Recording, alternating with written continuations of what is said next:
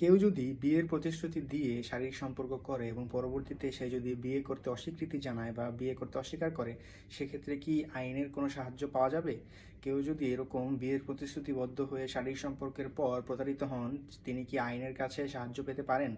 আইন এ বিষয়ে কি বলছে, চলুন জেনে নেওয়া যাক আজকের এই ভিডিওতে। অনেকেই ভাবতে পারেন যে এই ধরনের প্রতারণার শিকার হলে হয়তো আইনিভাবে কোনো পদক্ষেপ নেওয়া যায় না, বা এই ধরনের প্রতারণার ফাঁদে পা দিলে হয়তো আইন কোনো সমস্যার সমাধান করতে পারে না।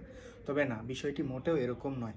বাংলাদেশের দণ্ডবিধি 1860-এর ধারা 493-এর আওতায় এই ধরনের সমস্যার সমাধান হয়ে থাকে।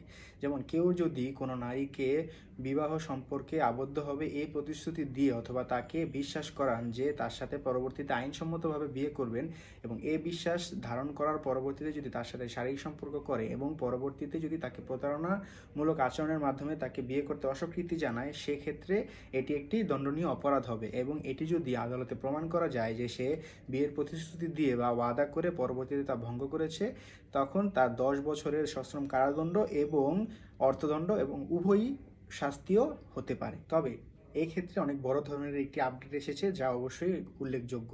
2025 সালে অন্তর্বর্তীকালীন সরকারের আমলে নারী ও শিশু নির্যাতন দমন আইন 2000, এই আইনটিকে অধিকতর পরিমার্জন এবং সংশোধন করা হয়েছে, যার আওতায় যাতে কোনো প্রকার মিথ্যা মামলা তৈরি না হয় এবং যাতে এই বিবাহ বহির্ভূত যে শারীরিক সম্পর্ক এবং বিবাহের প্রলোভন দেখিয়ে যে শারীরিক সম্পর্ক করা হয় তাকে ধর্ষণের মামলার সাথে যাতে একত্রিত করা না হয়, এবং বিচারের সুবিধার্থে এই আইনটিকে আরও পরিমার্জিত করা হয়েছে। এবং বর্তমানে এই ধরনের কোনো অপরাধ যদি প্রমাণ করা যায় যে বিয়ের প্রলোভন দেখিয়ে শারীরিক সম্পর্ক করা হয়েছে এবং পরবর্তীতে প্রতারণা করা হয়েছে, সেক্ষেত্রে অপরাধীর 7 বছরের সশ্রম কারাদণ্ড এবং অর্থদণ্ড অথবা উভয় দণ্ড হতে পারে। এ ধরনের মামলার ক্ষেত্রে আসলে সবচেয়ে গুরুত্বপূর্ণ ভূমিকা পালন করে প্রমাণাদি। অর্থাৎ এই ধরনের মামলায় জয়ী হতে হলে বা প্রমাণ করতে হলে আসলে সবার আগে দরকার হচ্ছে প্রমাণগুলো, যে আসলেই বিয়ের প্রলোভন দেখানো হয়েছিল এবং পরবর্তীতে প্রতারণা করা হয়েছে।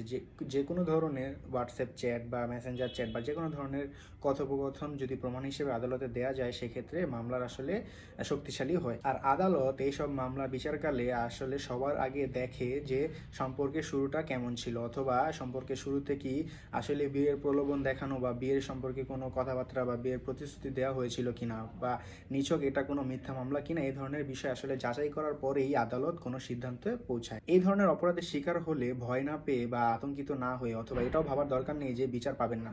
আপনি সবার আগে প্রমাণ সংগ্রহ করুন এবং পরবর্তীতে থানায় গিয়ে এফআইআর দায়ের করুন এবং পরবর্তীতে আদালতে গিয়ে মামলা দায়ের করে আপনার অধিকার বুঝে নিন।